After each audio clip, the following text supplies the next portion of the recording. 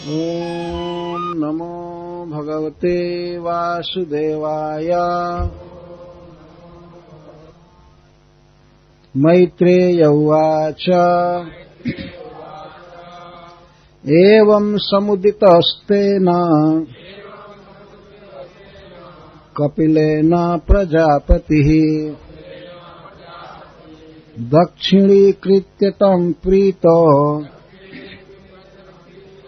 वनमेव जगामः।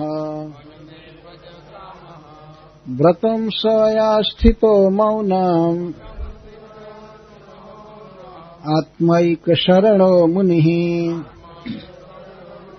निःसङ्गो व्यचरच्छोणीम् अनग्निरनिकेतनः। मनो ब्रह्मणि युञ्जानो यत्तत्सदसतः परा। गुणावभाषे विगुणा एकभक्त्यानुभाविते।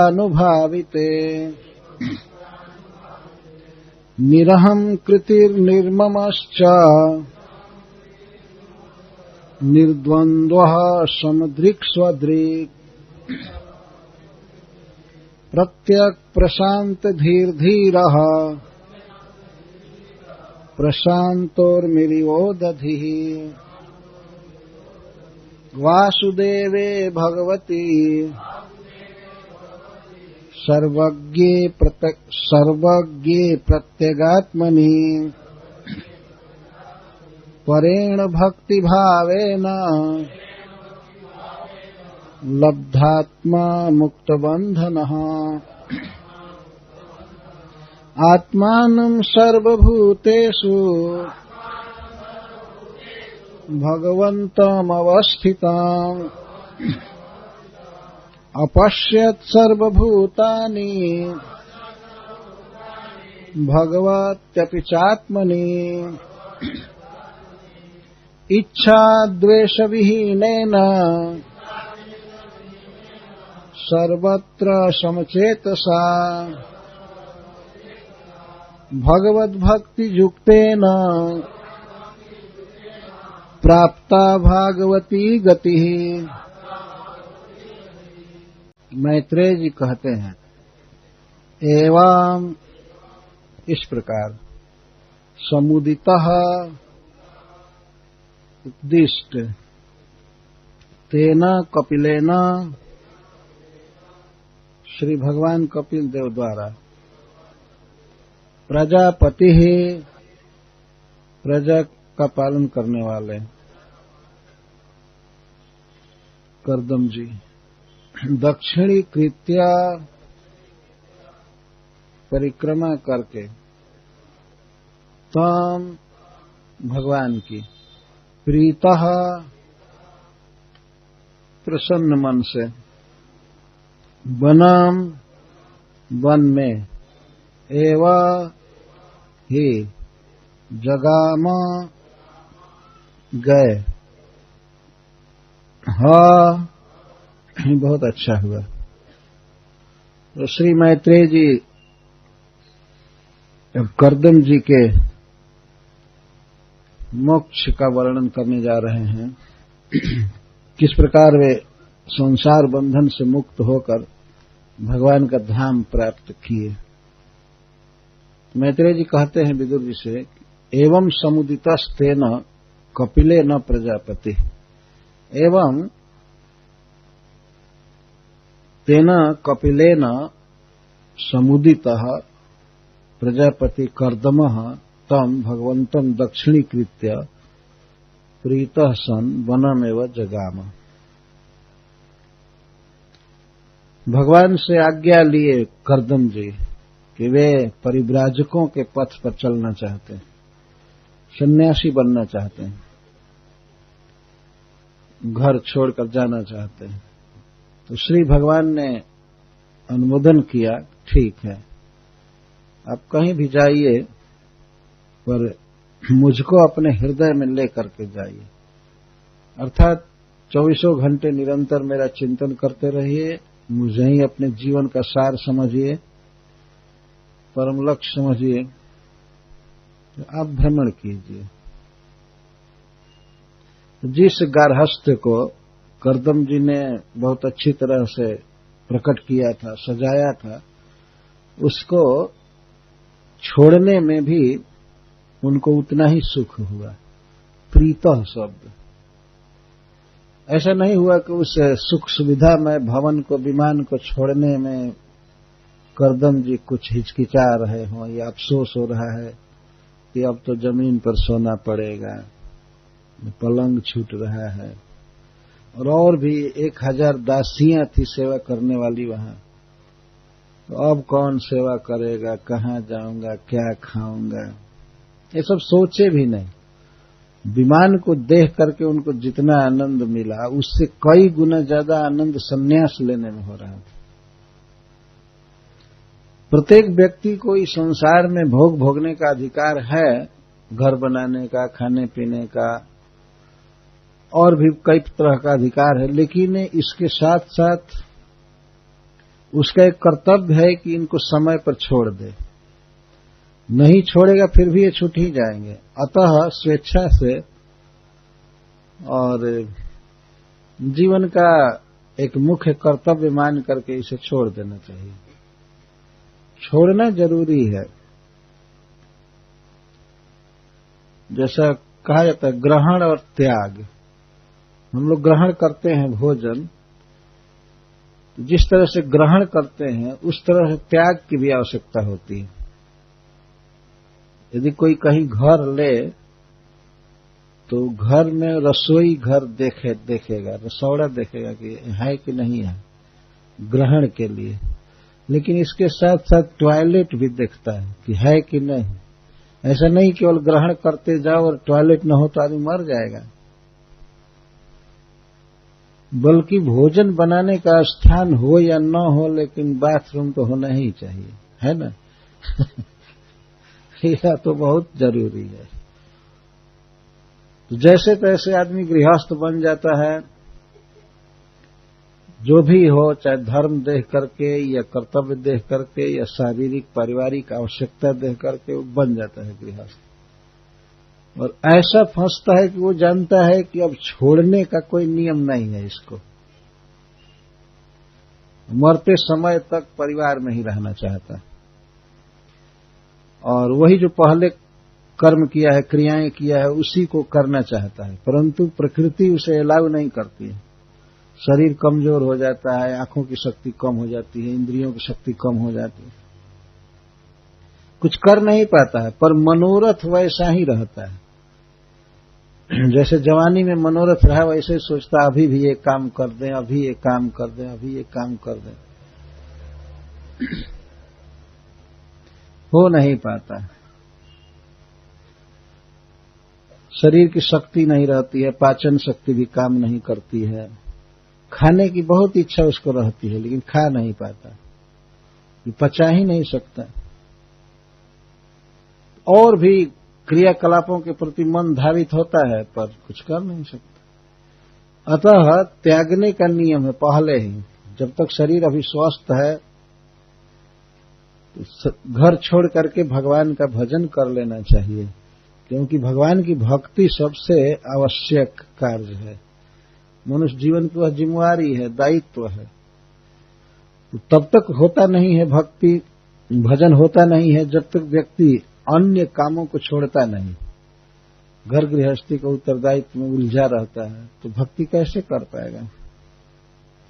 इसीलिए घर गृहस्थी को छोड़ करके और कुछ वर्ष तक जमकर भजन करना चाहिए, क्योंकि ऐसे भी संसार छोड़ने का समय आ जाता है, तो भक्ति करके छोड़ना ये बहुत आवश्यक है। समाज में ये बातें देखी जाती हैं कि किस तरह से लोग किसी कर्तव्य से छुड़ा दिए जाते हैं। जैसे मान लीजिए कोई सर्विस कर रहा है, नौकरी कर रहा है सरकार में, तो कुछ साल निश्चित किया है सरकार ने, उसके बाद वो रिटायर कर देती है ना। कई लोग हठ करते हैं कि नहीं नहीं अभी मेरा चलना चाहिए, क्योंकि पूरा वेतन मिलता है, लेकिन सरकार कहती नहीं अब इनवैलिड हो गए, शक्तिहीन हो गए, अब चलो हटो। तो आधा पैसा देंगे, चाहे जो भी करना होगा करेंगे, लेकिन अब तुम हटो। वहां तो अपने आप फोर्सली त्याग कर देना पड़ता है। जो सरकार भी त्याग करवाती है, रिटायर कर देती है, लेकिन अपने घर के कामों से व्यक्ति अपने आप कभी रिटायर नहीं होना चाहता, भले कर पावे या न कर पावे। लेकिन बूढ़ा व्यक्ति भी सोचता अभी मैं मालिक हूं, मेरा आदेश चल रहा है, कोई काम नहीं करता है, केवल रिमोट कंट्रोल बोलने भर का काम रहता है, कुछ कर नहीं सकता। लेकिन ऐसा तड़क भड़क दिखाता है कि अभी भी इस घर का महा कंट्रोलर मैं ही हूं। और एक दिन ऐसी दशा होती है, श्रीमद् भागवत में लिखा गया है, तो घर के लोग आदर नहीं करते हैं और समय पर भोजन भी नहीं देते हैं, तो और वो चल करके उनको मार भी नहीं सकता, डांट भी नहीं सकता, केवल गाली से काम चलाता है। गाली देने पर लोग खाने को दे देते हैं, कुछ काल तक गाली देकर काम चलाता है, बाद में गाली देने की शक्ति भी नहीं रह जाती, केवल हाथ से इशारा करता है और करता है। ये श्रीमद् भागवतम में लिखा हुआ है, इसी स्कंध में। फिर भी त्यागने का नाम और निशान नहीं होता उसके मन में, त्यागना नहीं चाहता। हमारे गांव में एक बूढ़े व्यक्ति को मैंने कहा कि आपको घर छोड़ करके बनारस जाना चाहिए, या वृंदावन अयोध्या जाना चाहिए, और शरीर वहीं छोड़ना चाहिए। तो वो कहता है, नहीं साधु जी, घर में मरना सबसे श्रेष्ठ। क्यों दूसरे के स्थान में मरेंगे, अपने खेत में मरेंगे, अपने घर में मरेंगे, हमारी यही योजना है। तो वो व्यक्ति घर में मरा नहीं, अपने घर में नहीं मरा, गांव में एक गड्ढा था, पानी भरा हुआ था बरसात में, और ऐसे जा करके लुढ़क गया, उसमें डूबकर मर गया। ऐसी दशा होती है। तो प्रकृति तो त्याग करवाएगी ही, आप कीजिए मत कीजिए, लेकिन वो अपंग बना करके, अंधा बनाकर, बहरा बनाकर, लंगड़ा बना करके बाद में कहती है जाइए, मजा ले लिए ना संसार का। ये प्रकृति इस तरह से बुलाती है। मूर्ख आदमी सोचता है कि हमको भोगने के लिए यहां बुलाया गया है। कुछ लोग ऐसे कहते हैं, अरे भगवान ने जन्म दिया है, खाओ पियो ऐश आराम से रहो, ये क्या त्याग तप करते हो? जन्म मिला है आनंद लेने के लिए, मजा लूटने के लिए, न कि ऐसे हरे कृष्ण करो और एकादशी को उपवास करो, मरो खाए बिना। ये सब करने के लिए थोड़े मनुष्य जीवन, खूब आराम से रहो, खाओ पियो। तो कहते इसी के लिए जन्म मिला है। तो जरा शुरू से और अंत तक विचार कीजिए, क्या यहाँ सुख भोगने के लिए जीव को जन्म दिया गया? नहीं, दुख भोगने के लिए। सबसे पहले 9-10 महीने तक मां के पेट में रहना पड़ता है जीव को। तो जिसको एंजॉयमेंट के लिए बुलाया जा रहा है, भोग के लिए, उसको शुरू में इतनी सजा क्यों दी जा रही है, बताइए। तो मां के गर्भ में बिल्कुल पैक्ड रहना पड़ता है जीव को, न हिल सकता है, न खुजला सकता है, न कुछ भी। वहीं कंजस्टेड आंतों के बीच उसे गुजारा करना पड़ता है, 1-2 दिन नहीं, 9-10 महीने तक बुलाया गया गर्भ में। और इसके बाद जन्म होता है तो न चलने की शक्ति रहती है, न और कुछ करने की, केवल रोना जानता है बस। छोटा बच्चा बस रोना जानता है, दुख हुआ तो रोना, कुछ कर नहीं सकता है। इसके बाद खेलना चाहता है तो खेलने में माता पिता अलाउ नहीं करते, वो सोचते हैं पढ़ाई करो। तो पढ़ाई उसके लिए एक सजा है। तो वही पढ़ाई में लगा तो कई साल तक पढ़ो पढ़ो पढ़ो पढ़ो, इसके बाद कुछ काम करो, विवाह करो। तो जवानी में विवाह करता है, घर में रहता है, तो इतनी कामनाएं होती हैं, इतनी कामनाएं होती हैं, वो पूरी नहीं होती हैं। तो उस समय भी वो दुखी ही रहता है। किसी भी युवक से पूछिए कि तुम सुखी हो, तो कहेगा नहीं, अभी ये काम नहीं हुआ, वो नहीं हुआ, ये नहीं मिला, वो नहीं।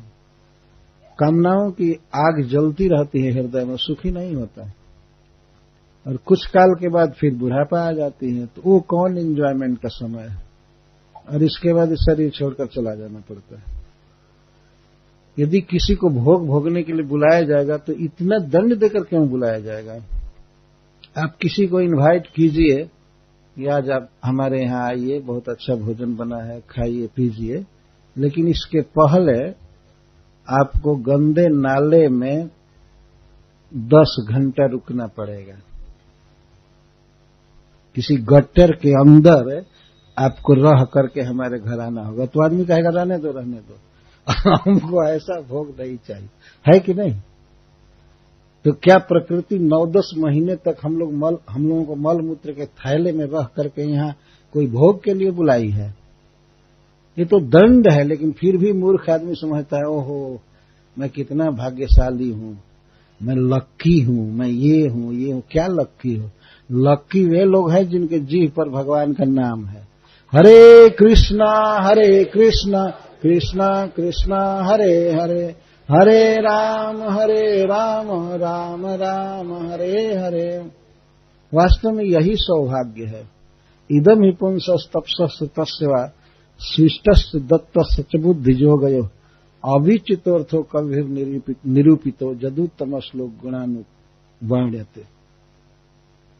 जब भगवान के गुणों का, विशेषताओं का कोई वर्णन करता है, गाता है, सुनता है, तो यही सब तपस्या का, दान का, सत्कर्म का फल है। मतलब जीवन का यही लाभ है। इस तरह से श्रीमद् भागवतम पढ़ना, सुनना, यही जीवन का सबसे बड़ा श्रेष्ठ काम है, यही सफलता है। अविचितोर्थ कविभिर निरूपितो, सारे विद्वानों ने यही कहा है कि भगवान उत्तम श्लोक के गुणों का वर्णन करना और सुनना, यही मनुष्य के शुभ कर्मों का, तपस्या का, दान का फल है, वेद अध्ययन का यही फल। तो शास्त्र बताता है, और पहले के लोगों ने करके दिखाया है, जैसे करदम जी कर रहे हैं, कि भगवान के आदेश को सुनकर वे उनकी परिक्रमा करके घर से निकल गए। निकले तो प्रीतः, बहुत प्रसन्न मन से निकले। इसके पहले कभी भी आपने इस प्रसंग में नहीं देखा कि विमान के भोगों को भोगते समय या देवहूति के साथ रहते समय कश्यप करदम जी के लिए प्रीतः शब्द कहीं नहीं आया, कभी नहीं आया। देवहूति की प्रार्थना से उनमें दया आ गई, लेकिन इस दुर्लभ भोग को प्रकट किया उन्होंने, तो इसको भोगने में उनको कोई प्रीति शब्द, प्रसन्न हुए, ऐसा वर्णन नहीं, पर छोड़ने में प्रसन्न हो गए। प्रीतः, छोड़ने में प्रसन्न हो गए। एक हमारे गुरु भाई थे, अभी भी हैं, लेकिन बार बार कहा करते थे कि त्याग में बहुत आनंद है। अगर कोई व्यक्ति शौचालय में जाए और उसका पूरा पूरा पेट साफ हो जाए तो कितना आनंद उसे मिलता है, बहुत बड़ा सुख है। ये घर गृहस्थी का जाल माया का एक दिन छूट जाए और पूरा पूरा भगवान कृष्ण के भजन का मौका मिले, तो ये बहुत भारी सुख है। यह अनुभव किया करदम जी ने कि छूटा इस भारी बंधन से, प्रसन्न हो गए और वन में वजगाम, वन में गए। व्रतम स या स्थितो मौनम आत्मैक शरण मुनि निसंगो व्यचरत क्षोणीम अनग्निर निकेतनः। वन में जाकर उन्होंने क्या किया? मैत्रेय जी कहते हैं, वन में जाकर मैत्रेय जी ने मुनियों का व्रत लिया। मुनीना इदम मौनम, मौन व्रत का मतलब है मुनियों का व्रत। और स्वयं मुनि थे, फालतू बात बोलते नहीं थे। वास्तव में मौन का अर्थ है भगवान के गुणों को बोलना और बाकी दुनिया की बात बिल्कुल नहीं बोलना, इसको मौन कहा जाता है। तो पहले से ही ये व्रत रखे थे, लेकिन वन में जाने के बाद मुनियों का व्रत अपनाए, मौनम व्रतम। मुनियों का व्रत क्या है? वो अहिंसा प्रधान व्रत है। किसी जीव की हिंसा न करना, किसी को दुख न देना, खाने पीने और चीज में कंपटीशन न लेना, जैसे तैसे कम से गुजारा कर लेना। हमने पढ़ा है विनोबा जी, जो भूदान यज्ञ के संचालक थे, विनोबा जी का नाम सुने होंगे आप सभी। तो उन्होंने किताब में लिखा है कि अच्छा व्यक्ति वो है जो समाज से बहुत कम ले और दे उनको ज्यादा। समाज से कम वस्तु ले, जीने खाने के लिए जो भी जरूरी है ले, और देना हो तो उससे ज्यादा दे। और साधारण व्यक्ति जो होता है जितना समाज से लेता है उतना देता है। और बिल्कुल थर्ड क्लास का आदमी वो है जो समाज से बहुत लेता है, देता बहुत कम। तो सन्यास का ये मतलब हुआ कि बहुत कम, जो जीवन धारण करने के लिए बेयर आवश्यकताएं हैं केवल उन्हीं को ले, फालतू ना ले। उसे होता क्या है कि व्यक्ति हिंसा से बच जाता है। यहाँ हिंसा का अर्थ केवल जान मारना ही नहीं है। हिंसा का अर्थ है किसी के अधिकार पर इंक्रोचमेंट करना, आक्रमण करना। इसको हिंसा कहा गया। श्रील प्रभुपाद जी एक बार झांसी में भाषण दिए थे। उस समय महात्मा गांधी के अहिंसा आंदोलन की बहुत चर्चा थी भारत में, अपने देश में। तो प्रभुपाद जी को भी बोलने के लिए कहा गया कि आप अहिंसा पर बोलिए। तो श्रील प्रभुपाद जी ने यही कहा कि किसी के स्वाभाविक अधिकार का हनन करना ये उसकी हिंसा है। उसमें उन्होंने बताया कि प्रत्येक जीव कृष्ण का नित्य दास है और प्रत्येक जीव को स्वाभाविक अधिकार है, उसका स्वरूप सिद्ध अधिकार है कृष्ण का नाम जपने का, कृष्ण की भक्ति करने का, और कृष्ण के गुण सुनने का, बोलने का, कृष्ण से प्यार करने का सबका स्वाभाविक अधिकार है। अगर इस कार्य में कोई सहायता करता है, जीव को हेल्प करता है, तब तो वो अहिंसक है। और यदि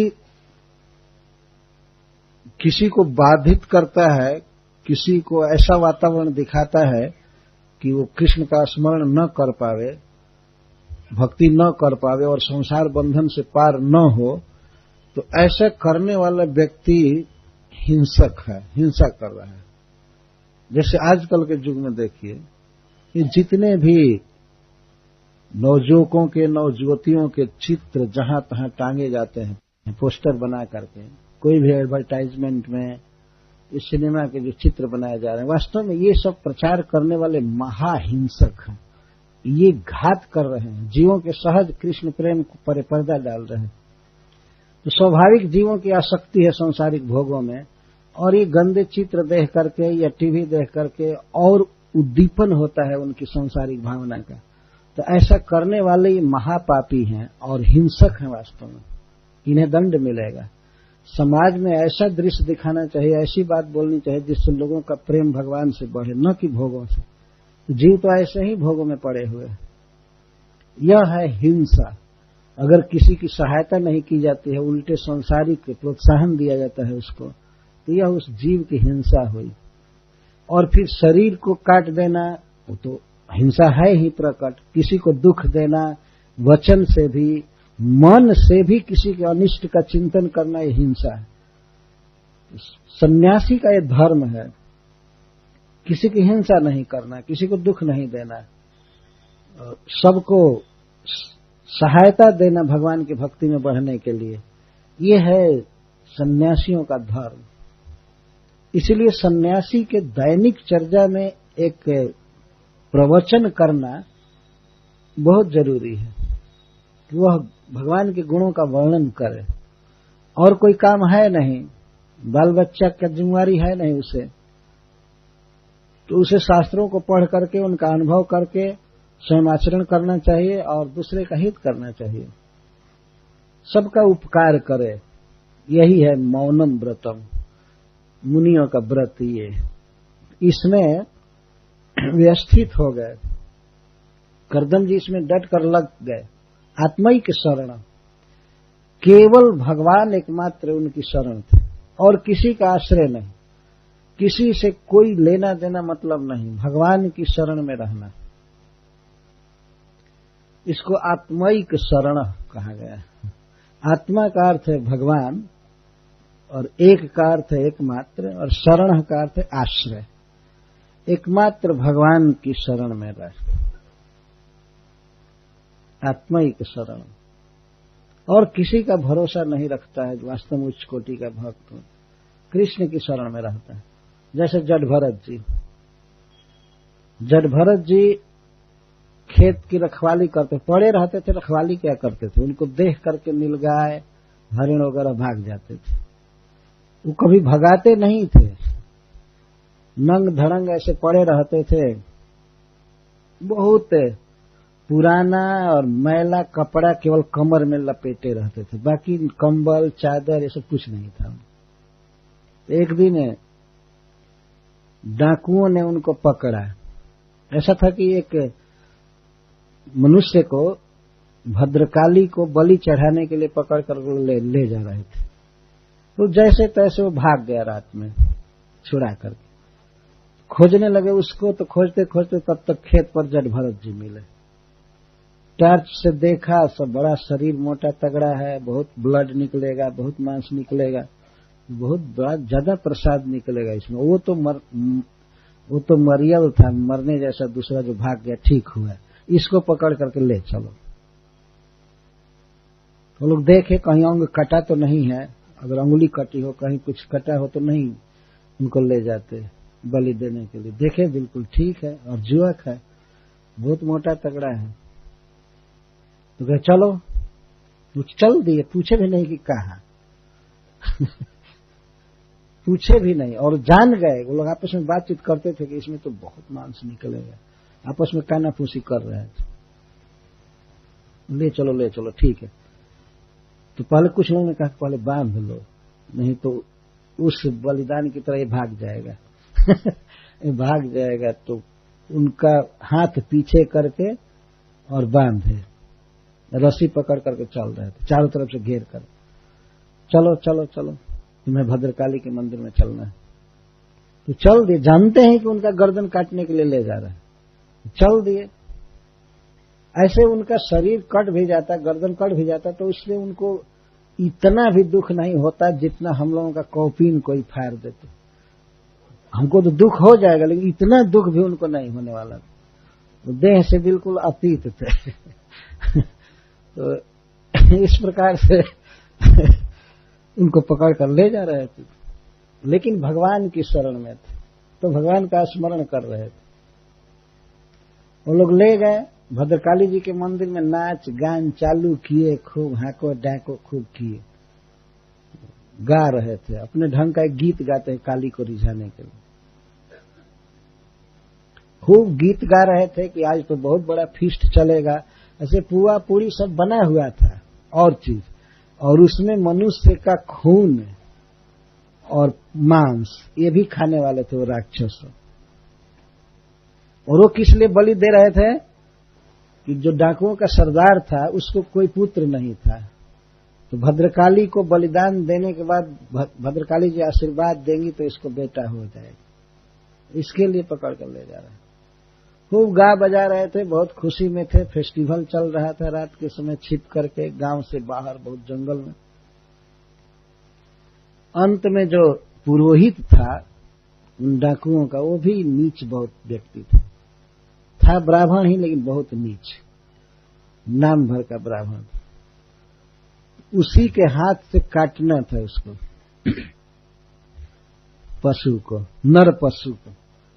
तो तीखा कर रहा था तलवार को, शान धरा रहा था, क्योंकि एक बार में कट जाना चाहिए, जब्बह नहीं करना था ऐसे तमोगुणी लोग हैं कहीं कहीं। अरे किसी जीव को मारना है तो एक बार में मार दो, उसको बार बार रेत क्यों रहे, ये तमोगुण का लक्षण है। तो वो तीखा कर रहा था कि एक बार में मारेंगे। इसके बाद बोला सावधान, गाना बजाना छोड़ो, देखो देखो। और बोला 1 2 3 बोल करके जब ही उनके गर्दन पर मारने जा रहा था तब तक भद्रकाली मूर्ति को फोड़ करके प्रकट हो गई और तलवार पहले छीन ली, और सबसे पहले जो पुरोहित था उसका मस्तक उड़ा दिया। और इसके बाद दरवाजे पर हो गई, खड़ी हो गई दरवाजे पर मंदिर के, और कोई भी निकल नहीं पाया। जो भी थे सबका मस्तक काट दिया। और उस समय काली जी की सखियां दासियां प्रकट हुई, वे लोग बर्तन ले करके गरम गरम खून का फव्वारा रोक रही थी, और रोक रोक करके एकदम हॉट पी रही थी। खून पी रही थी और उन लोगों के सिर का गेंदा खेलने लगी, फुटबॉल मारने लगी। सब ये काम हुआ। जब भरत जी भगवान की शरण में थे, उन्होंने भगवान से प्रार्थना नहीं किया कि मेरी रक्षा कीजिए, वो तो सोचे भी नहीं, बस भगवान का स्मरण कर रहे थे कि रूप गुण लीला का स्मरण कर रहे थे। संकल्प भी नहीं किया कि इनको एक तमाचा भी मारा जाए, लेकिन भगवान चाहते थे कि ये सब मारे जाए। देखिए भगवान की कृपा और देवताओं की अकृपा देखिए। अपने ही भक्तों को भद्रकाली जी ने काट दिया और कृष्ण के भक्त की रक्षा की। ये देवताओं का स्वभाव है। देवता लोग देखते हैं कि यह व्यक्ति विष्णु की भक्ति कर रहा है तो लोग बहुत खुश होते हैं, और ये देखते हैं कि हमारी भक्ति कर रहा है तो उतना खुश नहीं होते। जानते हैं कि ये बुद्धू आदमी है, इसको ऐसा नहीं करना चाहिए। भगवान की भक्ति करने पर सभी देवता प्रसन्न होते हैं। जत्रास्ति भक्तिर भगवत किंचना सर्वैर गुणैः तत्र समासते सुरा। जो व्यक्ति भगवान की निर्मल भक्ति करता है तो उस पर सारे देवता प्रसन्न होते हैं और आशीर्वाद देते हैं, उसे सब आशीर्वाद देते हैं। ये प्रकट है ना, कृष्ण के भक्त की रक्षा किया भद्रकाली जी ने और अपने डिभोटियों को काट कर फेंक दिया। देखिए ये तो प्रत्यक्ष देखा गया है। तो भगवान जैसे तैसे रक्षा कर लेते हैं। किसी सन्यासी के जीवन में जो सबसे प्रथम आवश्यक बात है वो ये होना चाहिए कि उसे निर्भय होना चाहिए, कहीं किसी का भय नहीं होना, क्योंकि वास्तव में भगवान रक्षक है। घर छोड़कर अकेले जा रहा है, कहाँ खाने को मिलेगा, पीने को मिलेगा, कहाँ सोएगा, कैसे स्थान में क्या, कभी कोई अटैक कर सकता है, कोई सांप डस सकता है, बाघ खा सकता है, या कोई अपमान करेगा, कुछ करेगा, लेकिन उसे पूर्णतः कृष्ण पर आश्रित होकर के भ्रमण करना चाहिए। किसी दूसरे का भरोसा नहीं करना चाहिए कि ये हमारा रक्षक है और हमारा ये शिष्य बहुत धनी है, बलवान है, वो हमारा पालन करेगा। अरे कोई क्या करेगा, ये कंगाल क्या कर सकते हैं, कृष्ण पालन करने वाले हैं। तो अपने जीवन को इस प्रकार कृष्ण के सहारे छोड़ देना चाहिए। कहीं भय नहीं होना चाहिए सन्यासी के जीवन में, कहीं नहीं। अभयम सत्व संसिद्धि, भगवान ने दैवी गुणों का जो वर्णन किया है गीता में, तो सबसे पहले वे अभयम शब्द का है, अभय होना। अवश्य रक्षिबे कृष्ण विश्वास पालन, कृष्ण रक्षा करेंगे कहीं भी, देश में, प्रदेश में, समुद्र में, वन में, गांव में, शहर में, कहीं भी कृष्ण रक्षक। आत्मैक शरण, और मुनि व्यर्थ नहीं बोलते थे। निःसंगो, यहां निःसंग का अर्थ किसी को साथ में नहीं रखते थे, कोई किसी को संग नहीं लिए, अकेले घूमते थे करदम जी। और निःसंग का एक अर्थ है अनासक्त। सन्यासी को ऐसा होना चाहिए, ऐसा नहीं कहीं गया और वहां पर लोगों ने बहुत आओ भगत कर दिया, स्वागत किया, तो अब 2 दिन के बदले 4 दिन रुक जाए, ऐसा नहीं होना चाहिए। और कहीं पर अगर अपमान हो जाए तो वहां से बस भाग जाए एक ही दिन में, ऐसा नहीं होना चाहिए। तो मान अपमान, सर्दी गर्मी, ये सब सहना और भगवान के भजन में तत्पर रहना, यह है मौन व्रत। अनग्नि रनिकेतन, जब से घर छोड़े तब से भोजन नहीं पकाते थे अपने लिए। सन्यासी को भोजन पकाना नहीं चाहिए अपने लिए। तो भगवान के मंदिर में रहे, भगवान को जो भोग लगता है वही खा ले। ऐसा नहीं कहीं गया तो अपने लिए अब चालू किया पकाना, ये वो, ये, इसको निरग्नि कहते हैं। निरग्नि, अग्नि से 2 काम गृहस्थ करता है, एक तो अपना भोजन बनाता है, दूसरा यज्ञ करता है। तो सन्यासी के लिए यज्ञ करना कोई जरूरी नहीं है, इस दायित्व से मुक्त होता है। और वो अपने लिए भोजन नहीं बनाता। भोजन बनाना शरीर पोषने के लिए, यह सन्यास धर्म के विरुद्ध है। भगवान की सेवा के लिए मंदिर में भगवान के लिए कुकिंग कर सकता है, भगवान को भोग लगाना, भगवान का श्रृंगार करना, ये सब कार्य कर सकता है, लेकिन अपने लिए भोजन बनावे ऐसा नहीं होना चाहिए। तो करदम जी निरग्नि हो गए, तो अग्नि की सहायता नहीं लेते थे, अर्थात भोजन पकाना बंद कर दिए। क्या खाएंगे? बिना खाए तो शरीर चलेगा नहीं। तो किसी के यहाँ पहले से वो देख ले कि यह शुद्ध आहार होता है, तो कुछ घरों से थोड़ा थोड़ा प्रसाद मांग ले। कितना प्रसाद मांगने का अधिकार है उसे? जितना से आधा पेट भर सके। आधा पेट से ज्यादा खाने का अधिकार नहीं है उसको। वैसे अगर करेगा तो उसको ब्लड प्रेशर, डायबिटीज कभी हो ही नहीं सकता है। तो आधा पेट खाए और आधे पेट में चौथाई पानी से भरे और चौथाई खाली छोड़ दे हवा का संचार होने के लिए। ऐसा आदमी कभी बीमार भी नहीं होगा वास्तव में, ये नियम है। तो देख ले कि 4 घर 2 घर में कहां थोड़ा थोड़ा टुकड़ा रोटी का मांगेंगे, भात मांगेंगे तो पेट भर जाएगा। और बस घर से मांगे और किसी सरोवर के निकट जा करके वहीं पर खा करके और हाथ मुंह धो करके इसके बाद हरे कृष्णा कृष्णा कृष्णा हरे हरे राम राम राम हरे हरे। आज भी ब्रज में ऐसे बाबा जी लोग हैं जो भोजन नहीं बनाते। ब्रजवासियों के घर से कुछ रोटी के टुकड़े मांगकर खा करके और राधा रानी का भजन करते हैं। बहुत से लोग ऐसे। पर अब तो ये भी फैशन चल गया कि अब अपने कुटीर में कुछ कुकिंग के लिए स्टोव रखे हैं और उधर मधुकरी भी करते हैं। ऐसा नहीं होना चाहिए।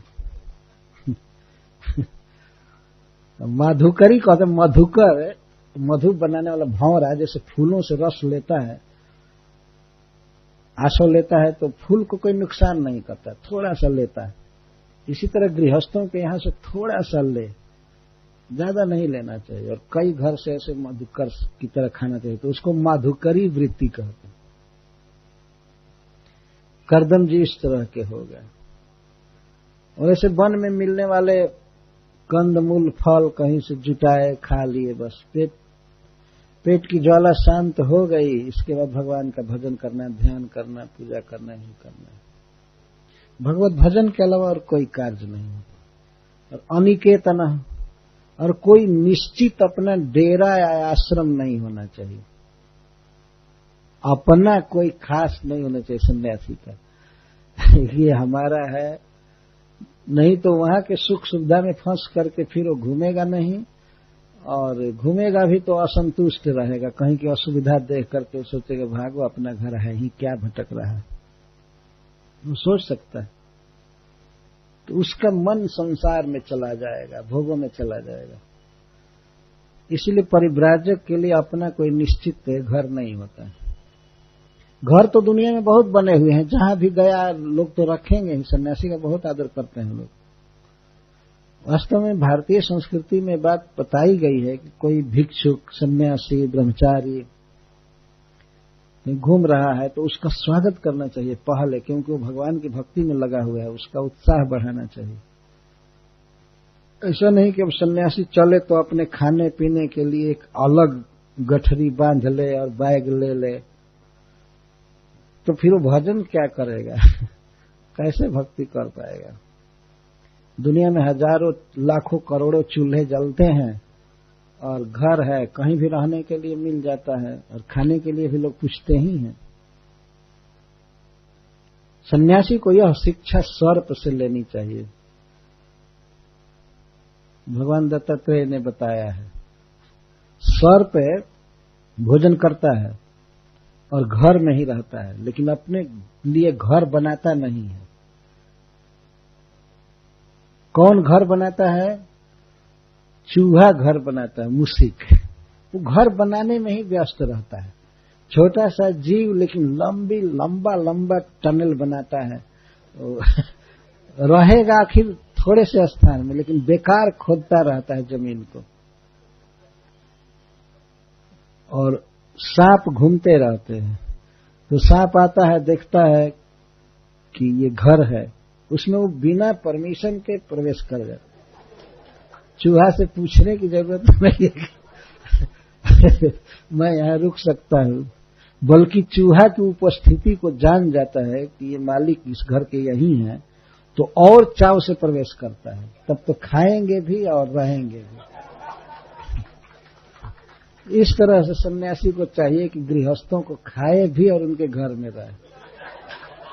खाने का मतलब उनकी सुविधा लेना है, वहां प्रसाद भी पाया और घर भी बना है, रहा, इसके बाद 1-2 टाइम रह करके निकल गया। श्रीमद् भागवत के शब्द हैं कि सन्यासी गृहस्थ को खाता है। खाने का मतलब उनकी सुविधा को लेता है। अपने लिए घर नहीं बनाना चाहिए। अगर कोई घर बनाया तो फंस जाएगा उसी में फंस जाएगा, उसी के जोग क्षम की चिंता करेगा, ये करेगा, वो करेगा, वो करेगा, फिर मन उलझ जाएगा। सांप से शिक्षा लेनी चाहिए। और सन्यासी को एक और शिक्षा लेनी चाहिए सांप से, कि बातचीत नहीं करनी चाहिए, चुपचाप रहना चाहिए। सांप बहुत कम बोलता है, रहता है दिल में, बहुत कम बोलता है, कभी कभी बोलता है। तो इसी तरह अगर योग्य व्यक्ति मिले, जैसे जटभरत जी को राजा रहुगण मिले, तो अगर योग्य व्यक्ति मिला, जैसे प्रहलाद महाराज को असुर बालक मिले, नारद जी को मृगारी मिला, अगर कोई योग्य व्यक्ति मिला तो वहां बोले, उपदेश करे, नहीं तो चुपचाप बस महामंत्र जप, और बोलने की जरूरत नहीं है। ट्रेन में जाते समय और सब समय चुप रहना चाहिए। इतना ही लोग कहेंगे ना कि अरे ये बेवकूफ है, कुछ जानता नहीं, ऐसे ही साधु बन गया पेट जिलाने के लिए, तो उनकी बात को अमृत मान करके सह लेना चाहिए। कभी कभी सहन नहीं होता है, लेकिन सहने का प्रयास करना चाहिए। एक बार मैं बॉम्बे से सागर जा रहा था सागर मध्य प्रदेश में एक शहर है, वहां भागवत होने वाला था, तो मैं जा रहा था। तो उधर इटारसी से बहुत पहले ही हम लोग जिस कंपार्टमेंट में बैठे थे डिब्बे में, तो उसमें कुछ लोग बैठे थे 8-10 आदमी, तो खूब वो हा ही कर रहे थे, मजाक कर रहे थे। हमारे साथ और 5-6 भक्त थे, तो उन भक्तों को बहुत तंग कर रहे थे वो लोग। ये बात बताइए, ये बात बताइए, ये बात बताइए, क्यों साधु हो गए, ये कीजिए, ये कीजिए। अरे साधु क्या होना है, पेट पालने के लिए चल दिए हैं, ऐसे बहुत तरह की बात बोल रहे थे। कुछ प्रश्न पूछ रहे थे, ये कुछ कह नहीं पाते थे। अंत में मेरा एक शिष्य कहा कि आप जो पूछते हैं तो महाराज जी से पूछिए मैं तो स्केप कर रहा था माला झोली लेकर धीरे धीरे जप कर रहा था। मैं नहीं चाहता था कि मैं बोलूं। वो लोग खूब बोल रहे थे, हाँ हाँ हाँ हाँ, कोलाहल कर रहे थे। तो एक व्यक्ति ने कहा, तो महाराज जी बोलते हैं फिर भी मैं नहीं बोल रहा था, चुपचाप। महामंत्र तो सुन ही रहे थे, हरे कृष्ण सुन रहे थे। महाराज जी बोलते हैं, महाराज जी कुछ बोलिए, कुछ हम पूछना चाहते हैं।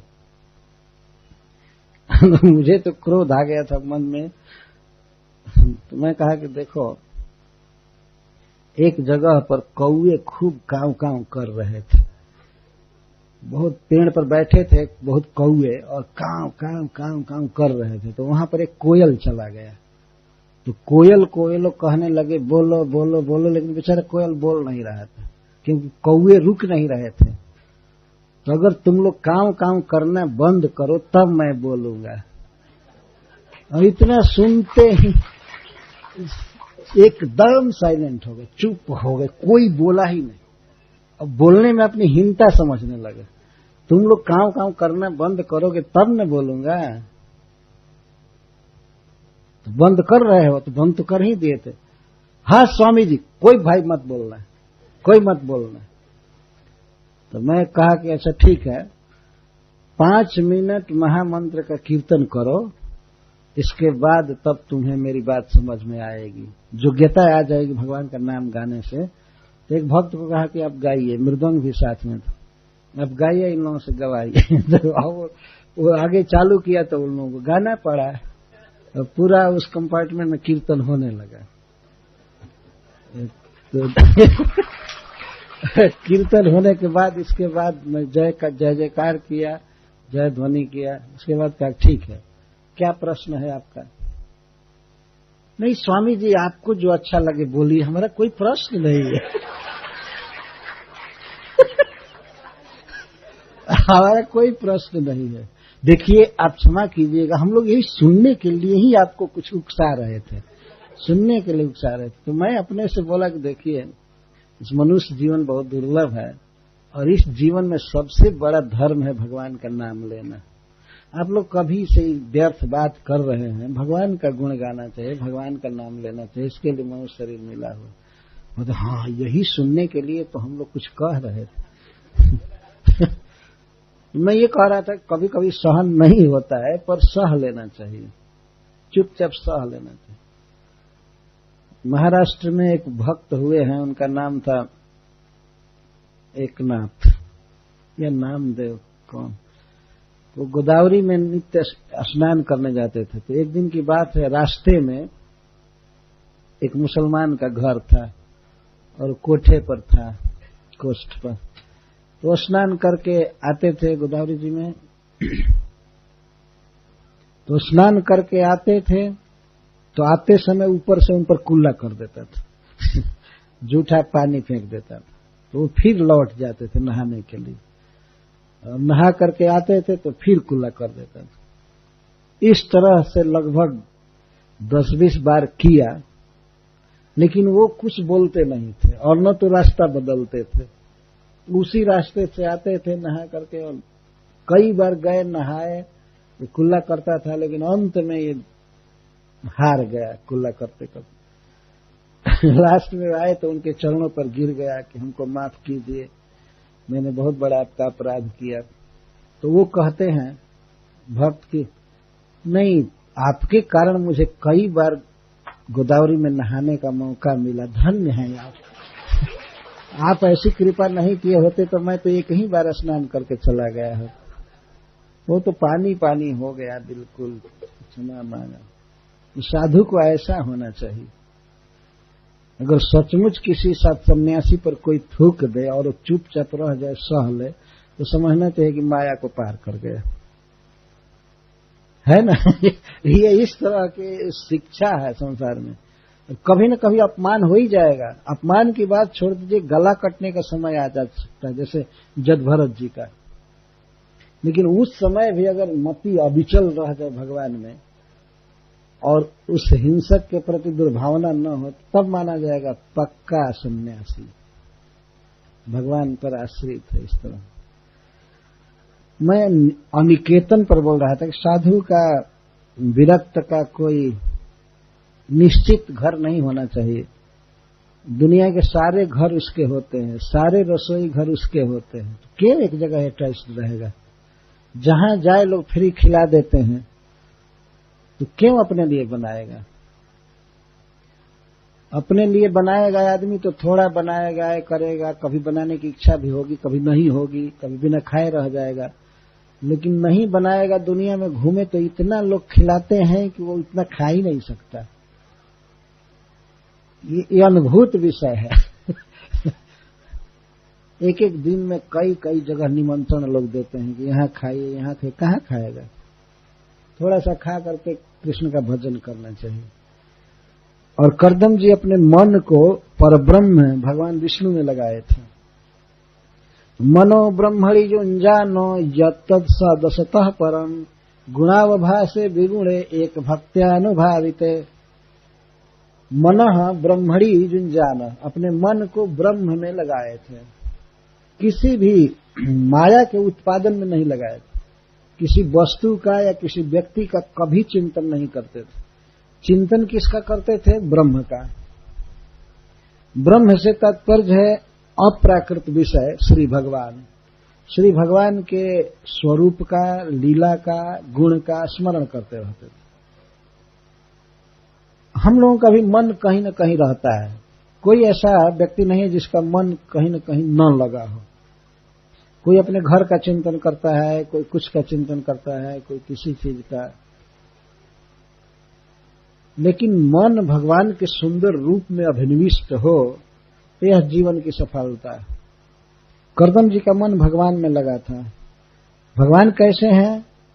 सत और असत, कार्य और कारण, इन दोनों से परम परे हैं। इस संसार को बनाने में दो तरह की बातें देखी जाती है, एक कारण और दूसरा कार्य। कारण है, जैसे ये बेंच बना है, यदि काठ का हो तो वृक्ष जो है वो कारण हुआ और टेबल कार्य हुआ, और वृक्ष भी कार्य हो जाता है, कारण है पृथ्वी। इस तरह कई वस्तुओं का मूल जो कारण है वो तो भगवान है, लेकिन भगवान के बाद भी और कई कारण होते हैं, भगवान से निकला हुआ। और अंत में कार्य, कार्य का अर्थ है प्रोडक्शन, कोई वस्तु मैनिफेस्ट होती है। तो भगवान कारण से भी परे हैं और कार्य से भी परे हैं। कार्य से तो प्रकट परे हैं, लेकिन कारणों के भी कारण हैं। सर्व कारण कारण, कोई भी वस्तु इस संसार में बनी है तो उसका कोई कारण है, फिर उसका कोई कारण है, उसका कोई कारण है। लेकिन भगवान का कोई कारण नहीं है, वो स्वतः सिद्ध वस्तु। ऐसे विचार किया जाता है। एक बार श्रील प्रभुपाद जी से किसी ने पूछा, हु मेड गॉड, भगवान को किसने बनाया?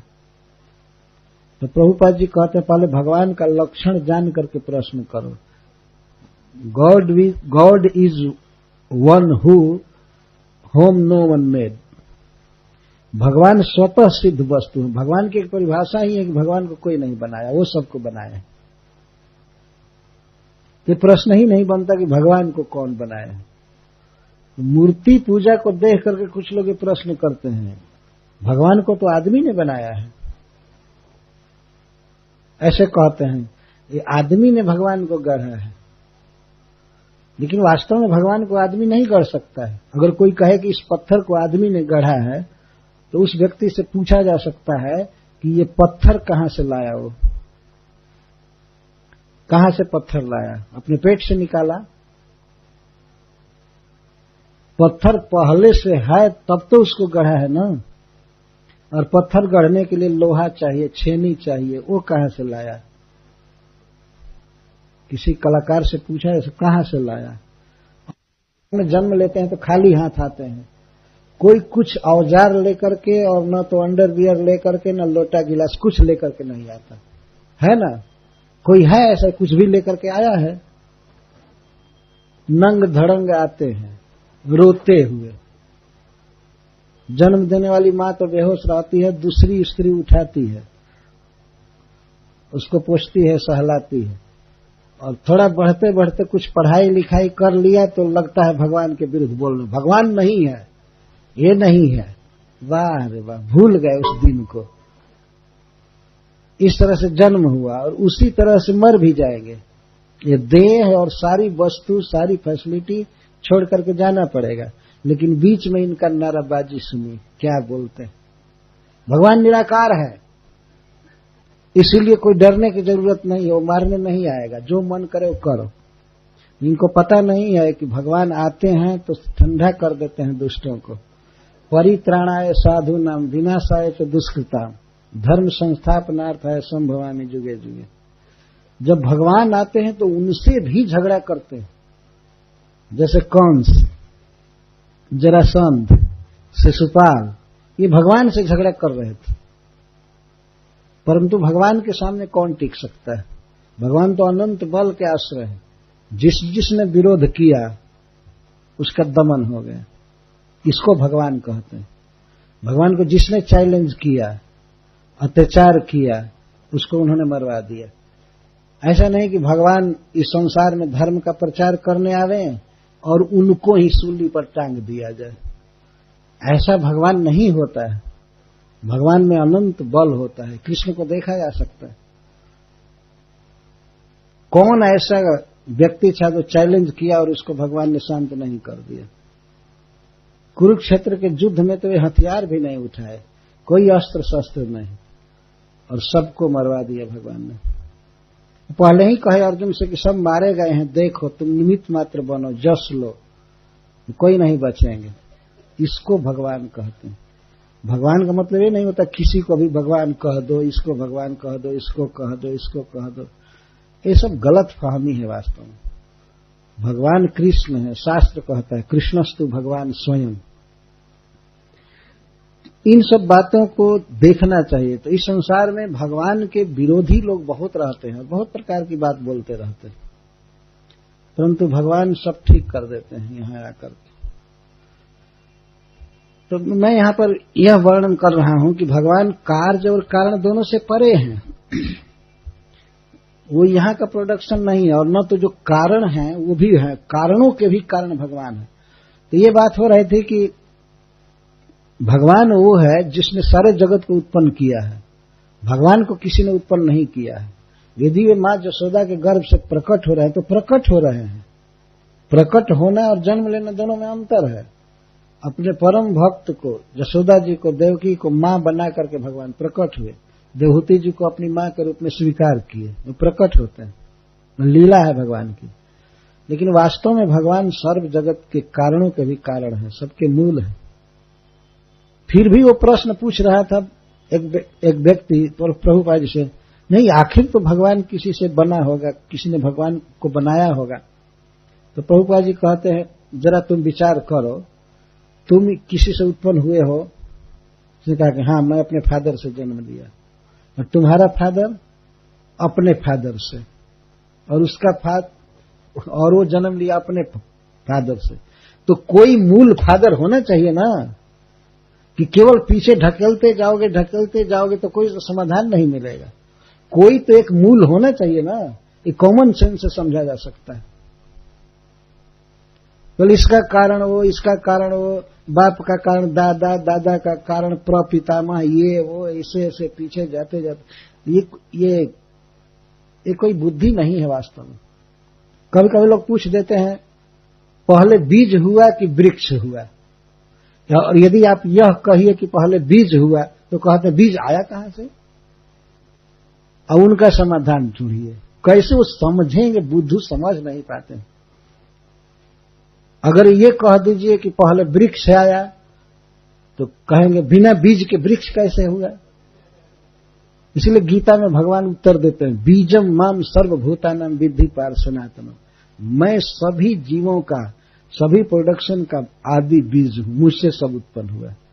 सीधा बोलते हैं। भगवान मूल है, उन्हीं से वृक्ष निकले हैं, बीज निकला है। चाहे देवता, दानव, मनुष्य, पशु, पक्षी सब उन्हीं से जन्म लिए हैं। सर्व योनिषु कौन्तेय मूर्तयः सम्भवन्ति तासां ब्रह्म महत् जोनि अहम बीज प्रदो पिता। मैं पिता हूं, सबका बीज मैं हूं। भगवान गीता में स्पष्ट बोलते हैं।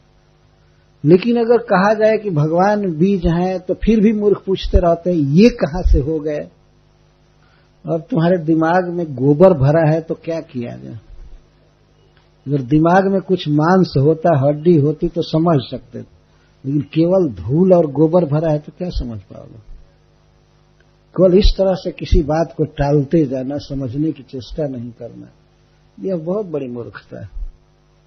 किसी बात को सही ढंग से समझने का प्रयास करे व्यक्ति तो समझ जाता है, लेकिन पहले से ही हठ किया है कि हमें समझना ही नहीं है, हमें केवल तर्क देना है।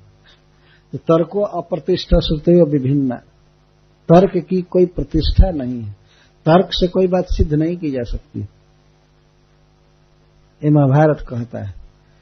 तो इस प्रकार भगवान सत और असत, कार्य और कारण से परे हैं, गुणावभास है। और प्रकृति के जो भी गुण है, ये उत्पादन है, इनको प्रकाशित करते हैं भगवान। इस संसार में, ब्रह्मांड में जो भी वस्तु है सबको उन्होंने रचा है, सबको वे प्रकाशित करते हैं।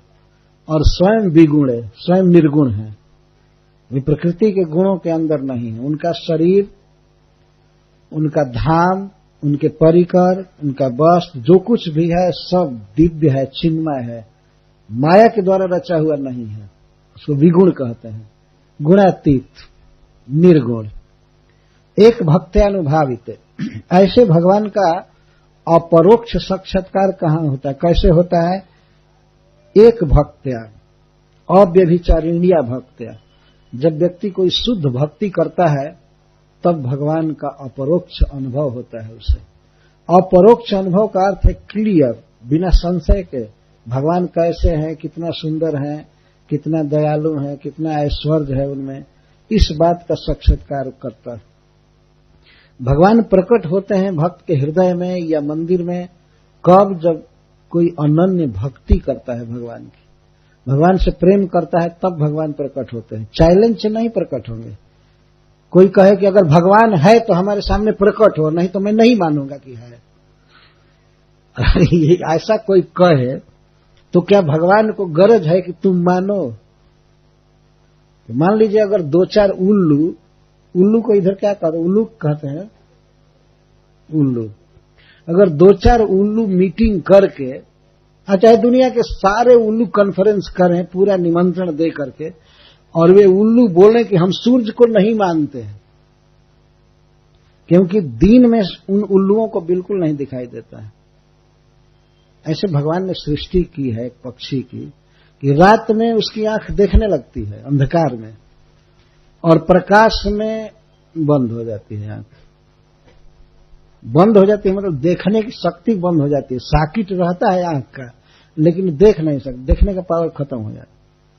तो मान लीजिए सूरज को कभी देखे नहीं, सूरज की सत्ता को, सूरज के प्रभाव का अनुभव नहीं किए, और सारे उल्लू मिल करके मीटिंग करें, और उसमें कोई उल्लू राज हो, कोई उल्लुओं का सरदार हो, और कहे कि सब लोग नारा बोलो हम सूरज को नहीं मानते हैं कि वो है, तो क्या सूरज को गरज है कि ये उल्लू हमको समझें?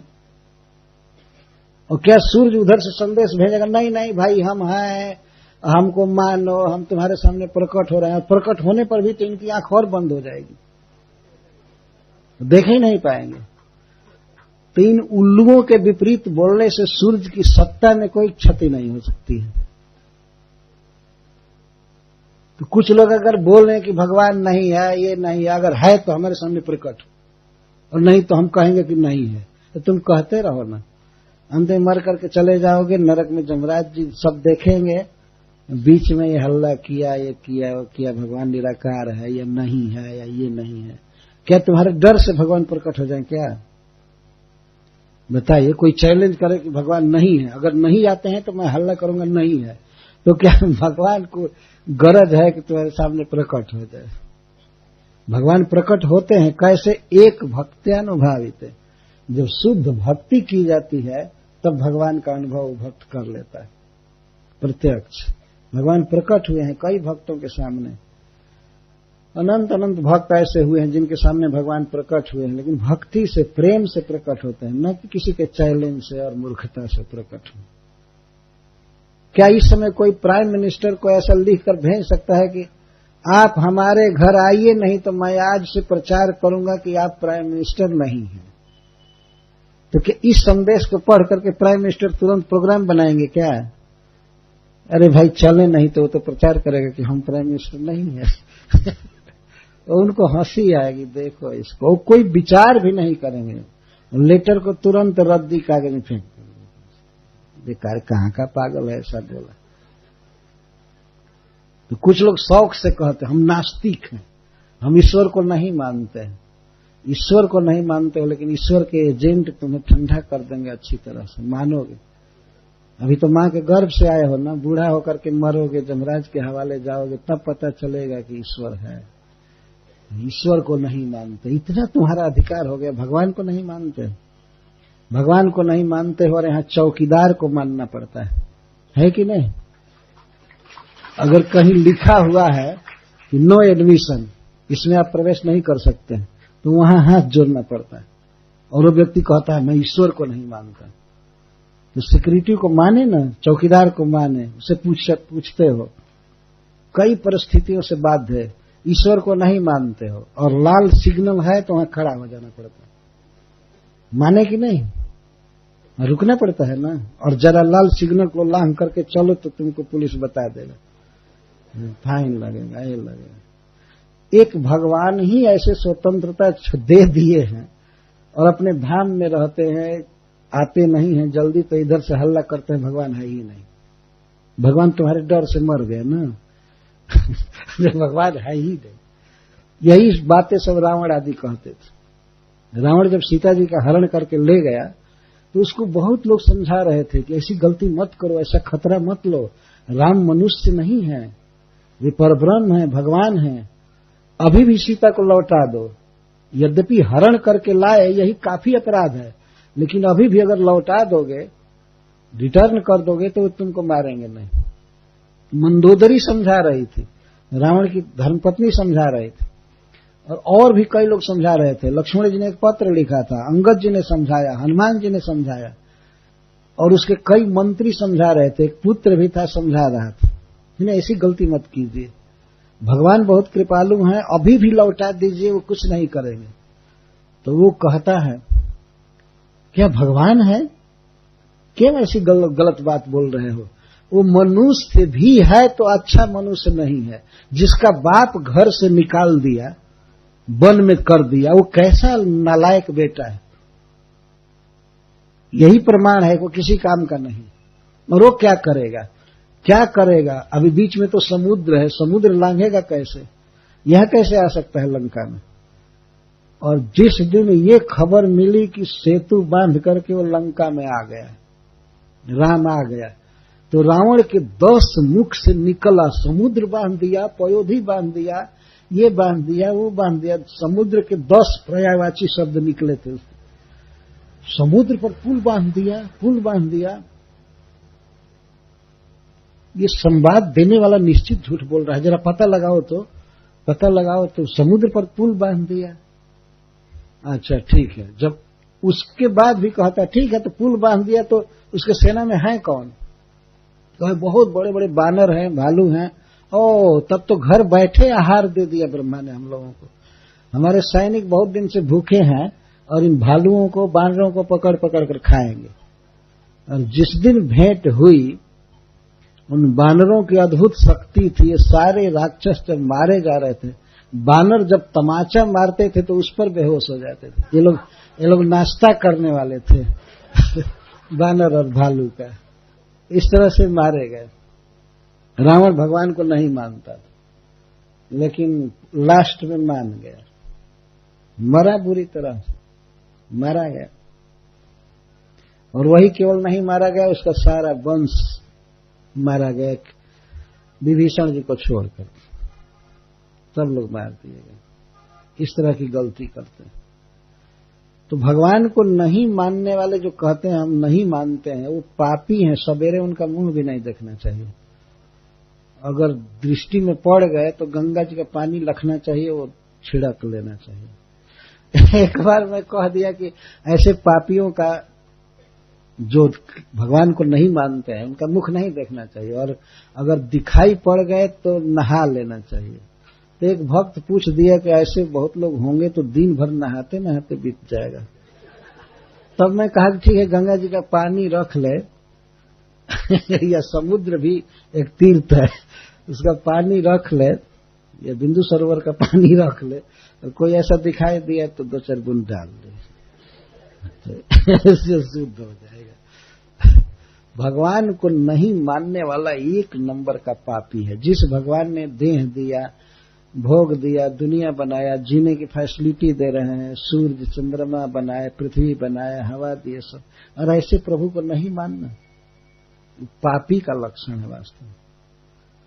भगवान की तो पूजा करनी चाहिए, आदर करना चाहिए, और जो सत्ता भी न माने, प्रणाम भी न करे, वो तो आदमी है ना, वो गधा किसी काम का नहीं है, पापी। कैसे जन्म हो गया उसका जो भगवान को नहीं मानता। तो इस तरह से भगवान कार्यकाल से परे हैं, और भक्ति के द्वारा उनका साक्षात्कार होता है। अनन्य भक्त्या अनुभाविते परोक्षीकृत अपरोक्षीकृत। तो इस तरह भगवान में अपना मन लगाया कर्दम जी ने। निरहम कृतिर निर्ममश्च निर्द्वंद्व समुद्रिक स्वद्रिक प्रत्यक प्रशांत धीर धीर प्रशांतोर्मी रिवोदधि। कर्दम जी के क्वालिफिकेशन का वर्णन किया जा रहा है, कितना भक्ति में अग्रसर हुए तो सबसे पहले बता रहे हैं निरहम कृति, देह आदि में अहंकार शून्य हो गए। देह में मैं बुद्धि उनकी नहीं थी, अपने स्वरूप में मैं बुद्धि थी। जीव देह से भिन्न है, देह छूट जाता है, आत्मा रहता है। न हन्यते हन्यमाने शरीर, शरीर के नष्ट होने के बाद भी आत्मा नष्ट नहीं होता। तो देह को मैं मानना यह अविद्या का कार्य है, लक्षण है। तो देह आदि में अहंकार से शून्य हो गए और इस कारण से निर्ममश्च, निर्मम हो गए। मम का अर्थ होता है मेरा, मेरी। जीव हमेशा इस संसार में मानता है ये वस्तु मेरी है, घर मेरा है, ये पत्नी मेरी है, ये बच्चे मेरे हैं, भाई मेरा है, ये है, वो है। ठीक है, व्यवहार करना चाहिए, लेकिन मन में मानना चाहिए कि नहीं नहीं, कोई मेरा नहीं है, ये 2 दिन का संबंध है, छूट जाएगा। वास्तविक संबंधी तो भगवान है। इसको निर्मम कहते हैं। निर्मम का अर्थ कठोरता नहीं है, निर्मम का अर्थ है मेरेपन की भावना से दूर रहना, अहम ममेति से दूर हो गए। निर्द्वंद्व, निर्द्वंद्व का अर्थ है शीत उष्ण आदि से व्याकुल न होना। कभी ज्यादा ठंडा पड़ रहा है, कभी गर्मी पड़ रही है, मान अपमान हो रहा है, भूख प्यास लगी है, तो उसे व्याकुल नहीं होना चाहिए। ये दशा करदम जी की हो गई। अगर भूख लगी है तब भी कोई व्याकुलता नहीं है।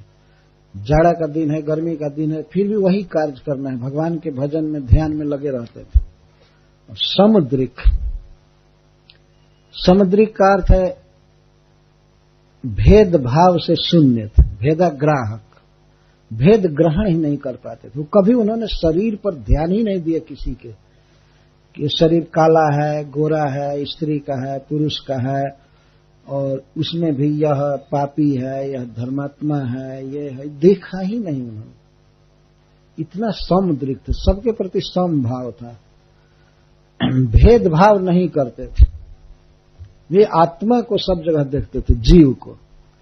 जैसे हम लोग देखते हैं, अगर यहां पर कोई व्यक्ति लाल कपड़ा पहना है, कोई उजला पहना है, कोई ग्रीन हरा पहना है, कोई पैंट पहना है, कोई साड़ी पहनी है, कोई कुछ पहना है, लेकिन वास्तव में अगर व्यक्ति देख रहा है मनुष्य के रूप में सबको, तो पोशाक के कारण भेद नहीं करेगा। जैसे मान लीजिए खिलाना हो सबको, तो ये नहीं कहेगा कि तुम हरा पहन करके आए हो इसलिए इस लाइन में मत बैठो, तुम खा नहीं सकते हो, या लाल पहन करके आए हो तो तुमको भोजन नहीं मिलेगा। जैसे हम पोशाक के कारण भेद नहीं करते हैं, उसी तरह से देह के कारण भेद नहीं करते हैं बड़े बड़े लोग। सब में एक ही जीव को देखते हैं, एक ही प्रकार की जीवात्मा सबके भीतर है, सबके भीतर भगवान है।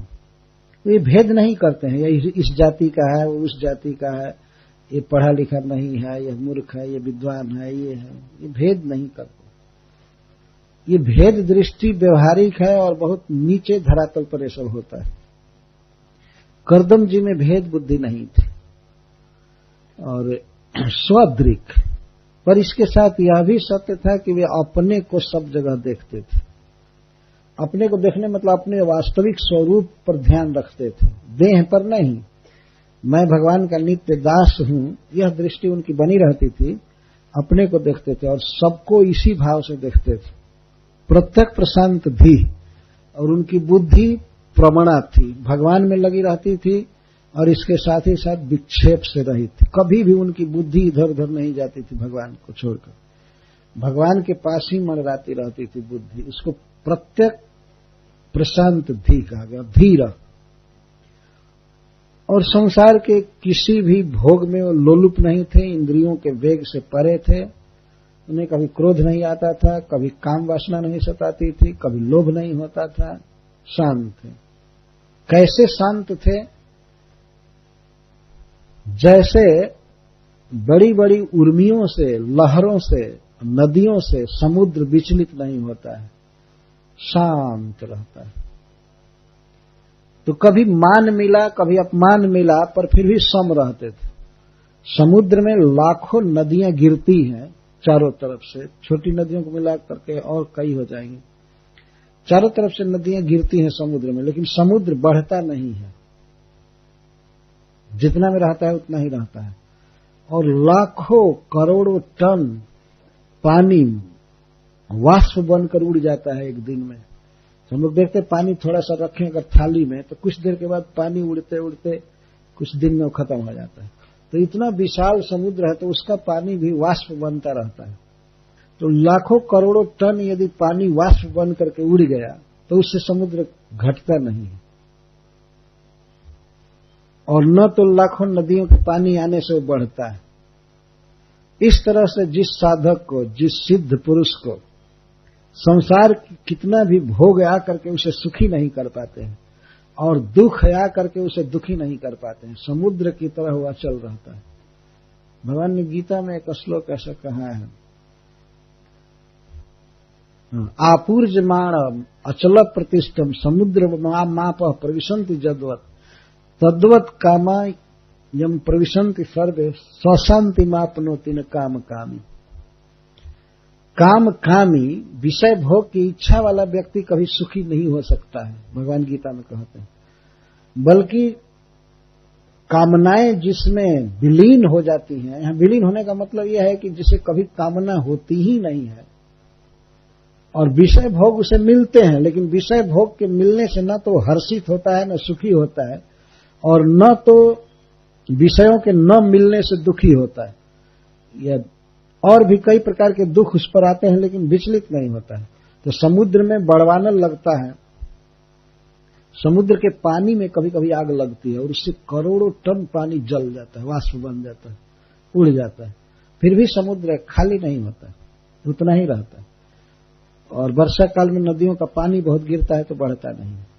इसी तरह का साधक होना चाहिए।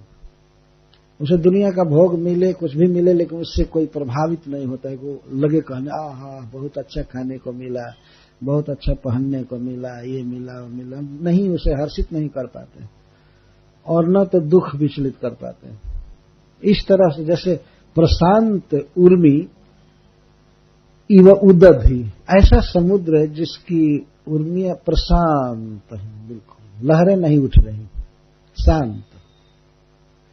इस तरह से करदम जी हो गए। और अब उनके इस प्रकार के कल्पित उपाधियों के नाश की बात कह करके अब अपने स्वरूप प्राप्ति की बात कह रहे हैं। उपाधि का अर्थ होता है कि हम लोग इस संसार में जड़ शरीर में हैं, विचार में हैं, अज्ञान में हैं। एक दिन ये सब अज्ञान चला जाए, अज्ञान जाने के बाद तब अपने स्वरूप का ज्ञान होता है और जीव अपने स्वरूप में हो जाता है, भगवान का पार्षद बन जाता है। तो यह उपलब्धि है। तो पहले अज्ञान की वृत्तियों के नाश की बात बताए, अब कह रहे हैं किस प्रकार वे भगवान के चरण कमल प्राप्त किए। वासुदेवे भगवती सर्वज्ञे प्रत्यगात्मनि परेण भक्ति भावेन लब्धात्मा मुक्त बंधन। मुक्त बंधन, बंधनम अज्ञानम। जीव के लिए संसार में बंधन क्या है? अज्ञान, अपने स्वरूप का ज्ञान न होना और जड़ वस्तुओं को सत्य समझ लेना, यही बंधन है। सबसे बड़ा बंधन यही है। बीच में भी देखिए, अगर किसी व्यक्ति में परस्पर आकर्षण होता है तो बीच में कोई बंधन दिखाई नहीं देता है, लेकिन अज्ञान का बंधन बहुत बड़ा है। वो समझता है यह मेरा है, वो समझता है यह मेरा है। जो दोनों की भावना है कि यह मेरा है, यह मेरा है, यह बहुत बड़ा बंधन होता है। बाहर से बंधन दिखाई नहीं देता है, लेकिन अज्ञान ही बहुत बड़ा बंधन है। तो करदम जी का बंधन समाप्त हो गया था, अज्ञान समाप्त हो गया था। और इस कारण से भगवान वासुदेव में, भगवान श्री कृष्ण में, जो सर्वज्ञ हैं और सभी जीवों के आत्मा है, परमात्मा है, उनमें लब्धात्मा हो गए। लब्धात्मा का आत्मा का अर्थ चित्त। करदम जी का चित्त पूर्ण रूप से भगवान में आविष्ट हो गया, लग गया। भगवान में उन्होंने अपने चित्त को पकड़ लिया। तो पूरा पूरा चित्त, चेतना या मन उनका भगवान में अभिनिविष्ट हो गया पूरा। किस कारण से? परेण भक्ति भावेन, क्योंकि ये विशुद्ध भक्ति कर रहे थे। भक्ति भाव कथम भूत पर, परेण, अप्राकृत, शुद्ध भक्ति उसको कहते हैं। कोई कामना नहीं, अन्य कोई वासना नहीं, केवल अपना सहज स्वरूप समझ करके भगवान की भक्ति करना, पूजा करना, जप करना, इसको परेण भक्ति भावे न कहते। भक्ति भाव था, भक्ति और प्रेम था भगवान के प्रति, और वो बिल्कुल शुद्ध था, किसी उपाधि से नहीं था। सर्वोपाधि विनिर्मुक्त। उपाधि का अर्थ ये होता है, मान लीजिए कोई भक्ति इसलिए कर रहा है कि हम इस मंदिर के हैं इसलिए भक्ति करनी चाहिए, हम इस संस्था के हैं इसलिए भक्ति करनी चाहिए, हम भगवान का खा रहे हैं इसलिए भक्ति करनी चाहिए, सब उपाधि है। सर्वोपाधि विनिर्मुक्त का अर्थ है कि हम कृष्ण के हैं, सहज जीवन है हमारा कृष्ण का भजन करना। जैसे मछली के लिए पानी के भीतर रहना उसका सहज जीवन है और कोई कामना से नहीं रहती है, पानी के बिना जी ही नहीं सकती है। उसी तरह से जब कोई साधक भगवान कृष्ण के बिना जी ही नहीं सकता है, वो कृष्ण को छोड़ करके दूसरे में मन रख ही नहीं सकता, उसकी इंद्रियां कृष्ण की सेवा में ही रत रहती हैं बिना किसी कामना के, प्रयास के, तो इसको सर्वोपाधि विनिर्मुक्त भाव कहा जाता है। तो करदम जी भगवान के परम शुद्ध भक्ति में लगे थे, इसलिए उनका बंधन अज्ञान दूर हो गया और उनका चित्त पूर्णतः कृष्ण में लग गया। इस दशा में वे सिद्ध दृष्टि प्राप्त कर लिए। आत्मानं सर्वभूतेषु भगवन्तम् अवस्थितम् अपश्यत् सर्वभूतानि भगवत्यपि चात्मनि। तो वे बिल्कुल उत्तम कोटि के वैष्णव भागवत बन गए, तो सभी जीवों में वे भगवान को देखने लगे। आत्मानं भगवंतम सर्वभूतेषु अवस्थितम, सब जगह वो कृष्ण को देखते थे सभी जीवों में। इसे ये नहीं समझना चाहिए कि जीव भगवान हो गए, यह करदम जी की दृष्टि का वर्णन किया जा रहा है। उत्तम कोटि का भागवत पुरुष वो है जो सब जगह भगवान को देखता है। मध्यम कोटि का भक्त वो माना जाता है जो चार चीज देखता है, और देखता है यह भक्त है, यह भक्त नहीं है, वह भगवान को भी देखता है और भक्त को भी देखता है, अभक्त को भी देखता है। और ये क्या चीज देखता है? ईश्वरे तद्धिनेषु बालिशेषु द्विषत्सु च, और ये भी देखता है कि यह व्यक्ति बालिश है, मूर्ख है, यह व्यक्ति भगवान का द्रोही है, यह व्यक्ति भगवान का भक्त है, और यह भगवान है। चार चीज देखता है। तो भगवान से तो प्रेम करता है और भक्तों से मैत्री करता है और मूर्खों पर कृपा करता है, और जो भक्त नहीं है, द्रोही है भगवान के, उनके साथ द्वेष करता है। ये मध्यम कोटि का भक्त। और कनिष्ठ नया जो भक्त होता है, अभी सीख रहा है, वो भगवान के श्री विग्रह से प्रेम करता है, केवल भगवान से नहीं कर पाता है। मूर्ति पूजा करता है, सजाता है, नहलाता है, श्रृंगार करता है, बाकी भक्तों से प्रेम नहीं करता। धीरे धीरे वो हो जाएगा उत्तम भक्त, क्योंकि साधन यही है भगवान के श्री विग्रह की आराधना करना, उसमें टाइम लगता है, धीरे धीरे उत्तम भक्त होता है। करदम जी फर्स्ट क्लास के वैष्णव पद पर पहुंच चुके हैं, तो इसीलिए वे भगवान को सभी जीवों में देख रहे थे और सभी जीवों को भगवान में देख रहे थे, इस रूप में कि सभी जीव भगवान के द्वारा पोसे जा रहे हैं, आश्रित हैं, भगवान के अंश हैं, उनकी तटस्था शक्ति के प्रकाशन हैं, उन्हीं के अंश हैं और कोई दूसरा नहीं है। किसी भी जीव को देख करके यही समझते थे भगवान का अंश है, भगवान में है, और भगवान को सभी जीवों में देखते थे। इच्छा द्वेष विहीनेन सर्वत्र समचेतसा भगवद भक्ति युक्तेन प्राप्ता भागवती गति। उनका चित्त कैसा था? सम था और राग द्वेष से हीन हो गया पूरा, कहीं किसी में अटैचमेंट नहीं था और कहीं किसी से द्वेष नहीं था उनके मन में, और उनका चित्त हमेशा भगवत भक्ति से युक्त था, भगवत प्रेम से लबालब भरा था। अथवा ये करदम जी का ही विशेषण है, भगवत भक्ति से युक्त थे, समचित थे, राग द्वेष से हीन थे, इस तरह से उन्होंने भागवती गति प्राप्त किया। गति का अर्थ है ठहराव। जहां भगवान रहते हैं उसको भागवती गति कहते हैं। इसका अर्थ है वैकुंठ। इनको वैकुंठ प्राप्त हुआ, भगवान का पार्षद बन गए। यह है जीवन की सर्वोच्च सिद्धि, जीवन की सफलता। कर्दम जी भगवान का धाम प्राप्त किए। अथवा भागवती गति का अर्थ है भगवान जैसा स्वरूप, चतुर्भुज स्वरूप, भगवान जैसा धाम, ऐश्वर्य। वैकुंठ धाम तो प्राप्त किए ही, और भी भगवान जैसा। अथवा भागवती गति का अर्थ भगवान जहां रहते हैं वहां चले गए। गति का अर्थ है अवस्थिति। जहां भगवान रहते हैं और भगवान जितने सुंदर हैं, भगवान जितने धनी हैं, उनका जैसा रूप है सब वो रूप प्राप्त कर लिए, सब कुछ प्राप्त कर लिए। ये भागवती गति। भगवान कितना सुखी है और कितना सुंदर है, सब शास्त्रों में वर्णन किया गया है।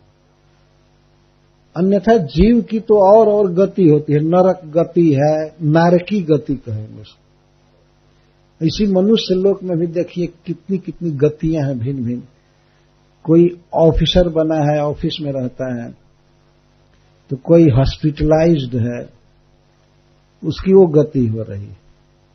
वहां हॉस्पिटल में है, रोगी है, कोई ऑफिस में है, कोई विद्यालय में है, कोई अपने घर में है, और किसी की कारागृह में गति हो रही। वो भी एक गति है, अपने कर्म का फल है।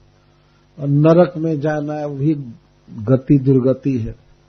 लेकिन किसी सौभाग्य से, भगवान की भक्ति से कोई जीव जब भगवान के पास चला जाए तो इसे भागवती गति कहते हैं।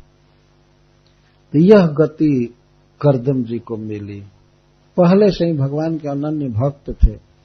भगवान की आज्ञा से गारहस्थ जीवन स्वीकार किया और अंत में सब छोड़ करके भगवान का अनन्य भजन करने लगे।